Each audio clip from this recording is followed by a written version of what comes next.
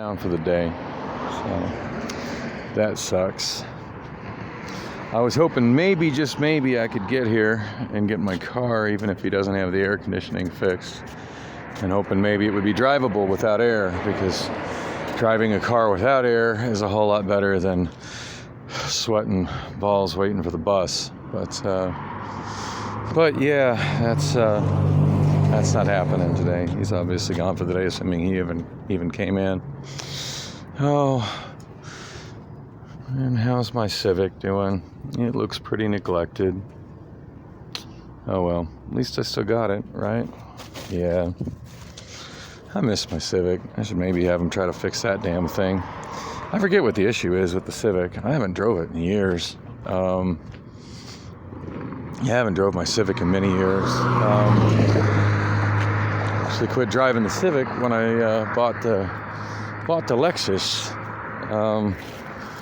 Yeah, the issue with the Civic was the air was just never particularly cold. And you need to slow down, dude. The issue with the Civic is that the air was just never cold enough. Like, it was just always, like, it would supposedly be working, but it would just always be so brutally hot in that Honda. And it's a 97 Civic, but yeah, it would always be hot inside the damn thing, and then the car was constantly overheating, like the vehicle itself, like it would have issues with overheating. And I don't know, Rob was supposed to do something with it. I think, I don't remember, something to do with the radiator or some shit, I don't know, but try to get the air colder, try to get the thing to where it didn't overheat.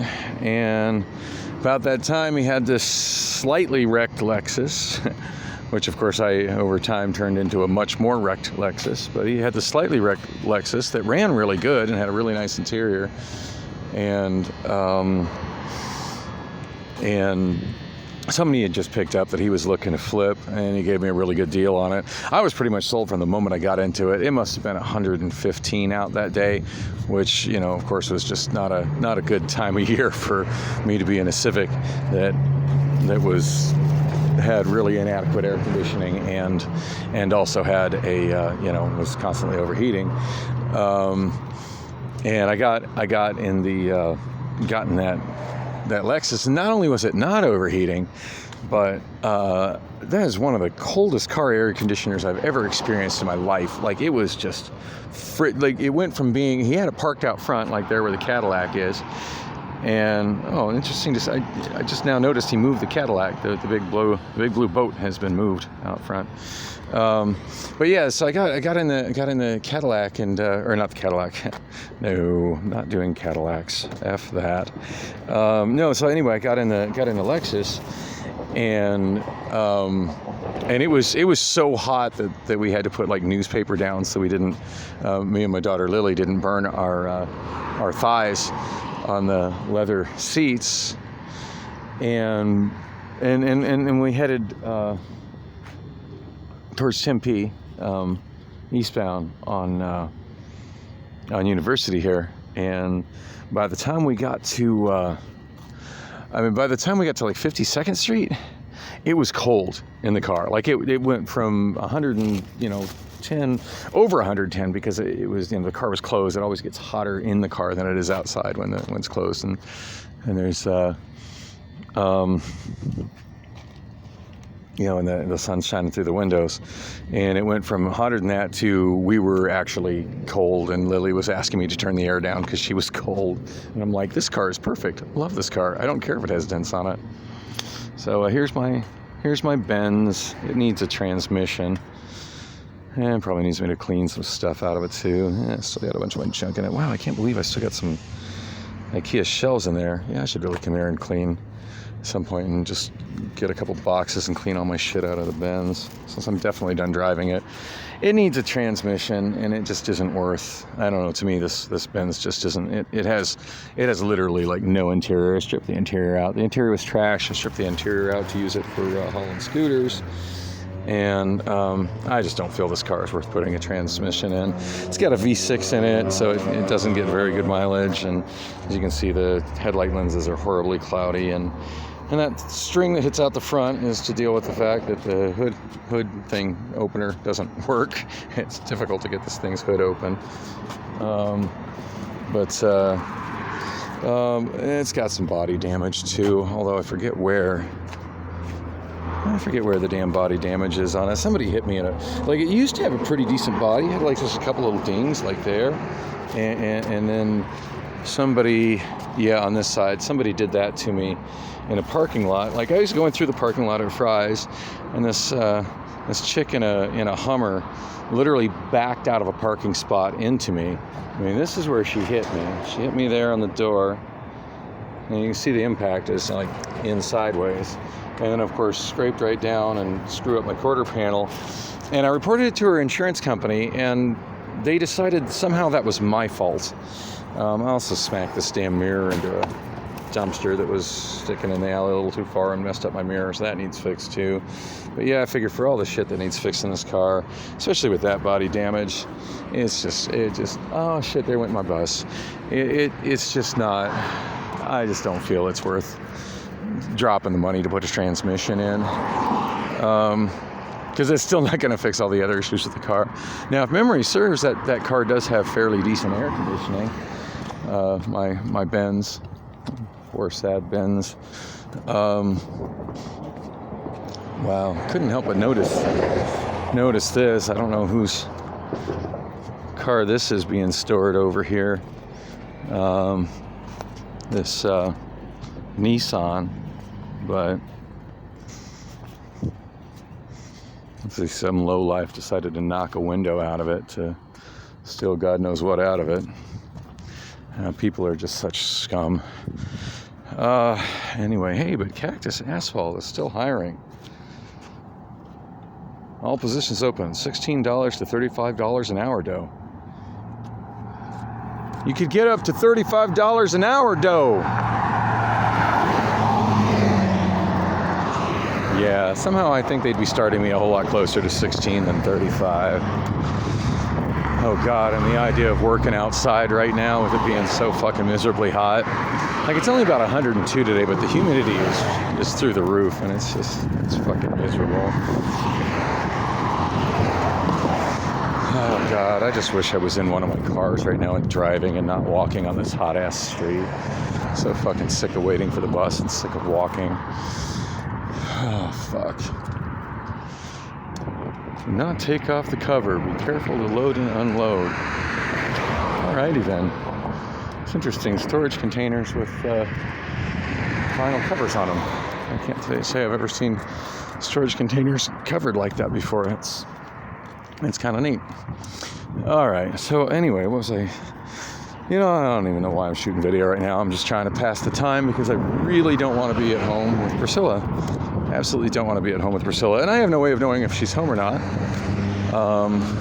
For all I know, she could have decided to spend the weekend with, whoever it is that she routinely spends the night with. And it's possible she could have, for all I know, she might have flown out to Atlanta today. She really hasn't told me. I mean, I know she told me at one point, but it was just like in the middle of a passing conversation. She hasn't sent it to me in any kind of way I can look it up, like a text message or an email. When she's leaving for Atlanta and when she's coming back, she hasn't. I really don't know when that is. I'm just picking up cans on the side of the road. And so, I don't know. I like to clean the street, and somebody's got to recycle. I got nothing better to do with my life these days. Amazon Prime van. That's an interesting place for it. Probably getting repaired. So one of the guys I hang out with quite a bit over at Bullock's Cocktails, he's usually, like half the time he's there, he's wearing an Amazon vest, and he drives one of those Prime vans. Wow, those are both distinctly different types of vans over there. Anyway, I was talking with him yesterday just about, just talking shop about Amazon. And he said that he didn't actually work for Amazon, that he worked for a third-party contractor that operated those delivery vans. So all the benefits that I get as an employee of Amazon, and like the way I can, accumulate paid time off and unpaid time off and vacation time and all of that stuff that I have, how it's, my schedule and my ability to get extra shifts and stuff is all available through the Amazon A to Z app. Like none of that is available to him. He drives through the Amazon Flex app, but doesn't actually work for Amazon. Like he gets his paycheck from this other third-party company. So I was asking him about that, and that's essentially what I had applied for. If you go back to my vlogs from about, I want to say about 8-9 months ago. It's kind of weird. Like this morning when I was over at my friend's place, and he was crashed out and snoring, and I didn't want to take off before he woke up. So I was chilling over there, and oh my God, woke up with the worst fucking hangover this morning. Like him listening to me groan about how much my hangover hurt had to have been way more annoying to him than me listening to him snore. And after all, he was kind enough to let me crash at his place when I was in no shape to get home and didn't have any transportation home. God, I woke up with just the worst hangover today. I don't even know what the hell I was drinking at Oz. I know I was having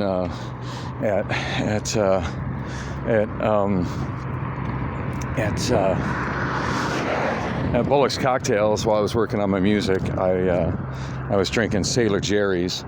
I'm trying to remember why I started drinking Sailor Jerry's instead of beer or just my usual Coke. Oh, I know. Yeah, so when I got there about 1 o'clock, I ordered breakfast. Heather cooked it for me. She said that the Mexican guy that's normally there as a cook, that he was gone, and there was another guy working, and that other guy is not as helpful as him. And since it was 1 o'clock, she didn't think he'd be willing to cook breakfast. And I'm like, well, I should have got here before 1, but train disaster, train not running. We all got kicked off at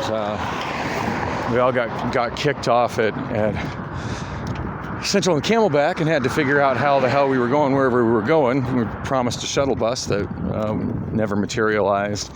And interesting enough, Heather said she'd already heard about that from other people. At that point, my friend Boston popped up and said that he was on the train, and same thing, that he had to get off at Central. He said there was a shuttle bus, though. He said he got off and walked right over, and the shuttle bus just basically was following the route of the train and letting people off at bus stops adjacent to the light rail stations. So he just rode it up to Montebello Station there at Christown, and then took the 60 over to the bar, which is what I would have liked to have done. If you haven't seen that video, it's from yesterday. It's kind of long. It's a little over 30 minutes long, so I just went ahead and ran video from the time we were kicked off the train until I actually made it all the way to 27 the Camelback. But no shuttle bus to be seen. Valley Metro people were there on the platform telling people to get off the bus, but they weren't really guiding us as to where to go. Just kind of like, oh, you're stuck here, good luck with that. Oh, there's a shuttle bus, go find it. They didn't really tell us where the shuttle bus was going to be. And even though that used to be a transit center there at Central and Camelback, and there are actual like bus bay type bus stops there adjacent to the light rail platform, they don't use those anymore. Now, it used to be that the Route 0 stopped there and the Route 50 stopped there. And God, I think there used to be another line. I think it was called the Blue Line. That's long since been eliminated, but I think the Blue Line used to start there as well. I think it used to start right there. And the Blue Line, rather than just simply following an individual grid street, which is, to me, one of the big fails of most of the buses here. I mean, it makes it simple to understand where the buses are, what the buses are, and where they're going, but it also makes it to where you can rarely get where you're going with just one bus. You end up having you take 3 different buses, one to go down one street, and then one to get to a different street, and then to the street where you're going, and then transfer, and then a bus down the street to where you're at. And each transfer typically takes about 30 minutes. So, you're looking at 2+ hours even to go someplace close, just because of all the stupid transfers. Instead of buses actually, going from point A to point B, or connecting transit centers like they do in other cities. But we used to have a route like that here in Phoenix. We used to have a few routes like that. They were they were designated by color rather than numbers, and they were called the easy lines. At one point in time, there were 4 of them. There was the yellow, the red, the blue, and the green. And the green was kind of cheating because that was basically the Thomas Road bus. And about the time they eliminated the other easy routes, they just switched it back to being called the 29, which was what it was called before it was the green line. Because, I mean, literally the green line just went east and west on Thomas.